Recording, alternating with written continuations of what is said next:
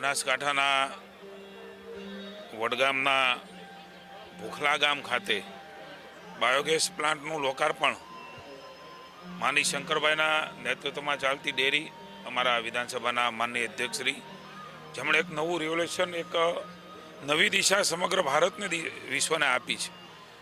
સુઝુકીના સહયોગથી આ આદરણીય અમિતભાઈ શાહે પણ જે પ્લાન્ટનું લોકાર્પણ કર્યું હતું, એવું જ આજે અહીંયા મહામહિમ રાજ્યપાલ આચાર્ય દેવવ્રતજીનો જન્મદિવસ છે ત્યારે એમના દિવસે સૌથી વધારે ખુશી એમને થાય એ પ્રકારનું આ કામ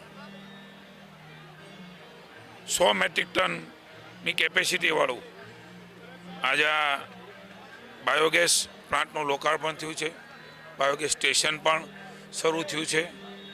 ચેલેન્જીસની સામે લડવા માટે માનની મોદી સાહેબે જે પ્રકારે ગોબરધન, હું એમ કહીશ કે એક વખત શ્વેત ક્રાંતિ હતી, હવે ગોબર ક્રાંતિની શરૂઆત એ મોદી સાહેબના નેતૃત્વની અંદર ગુજરાત રાજ્યમાં આદરણીય અમિતભાઈ શાહ, માનની મુખ્યમંત્રી ભૂપેન્દ્રભાઈના વડપણ નીચેના માર્ગદર્શન નીચે આદરણીય શંકરભાઈ શરૂ કરી છે.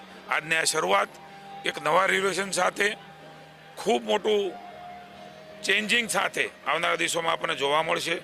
હું શંકરભાઈને એમની ટીમને ખૂબ ખૂબ શુભેચ્છાઓ આપું છું.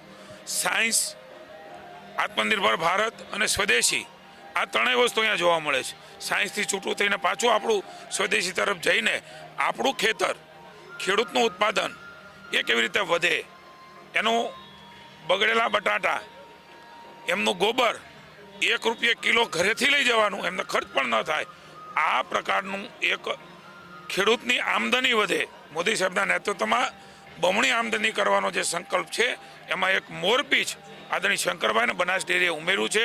એનું જે ખાતર બની રહ્યું છે, ખાતર જે ફોર્મમાં આપવાનું નક્કી કર્યું છે, મને એવું લાગે છે એક નવા જ દુનિયાની અંદર કરોડો ખરબો રૂપિયા આપણા રાસાયણિક ખાતરની અંદર રોકાવાના છે, આપણા જઈ રહ્યા છે, ત્યારે એને રોકવાનું કામ આપણા આ પ્રકારના પ્લાન્ટથી થશે અને ખેડૂત એ ખુશહાલ થશે. પુનઃ એકવાર શ્વેત ક્રાંતિ હતી, હવે ગોબર ક્રાંતિ થકી ખેડૂતના ખેતરમાં ખુશહાલી અને સમૃદ્ધિ આવશે.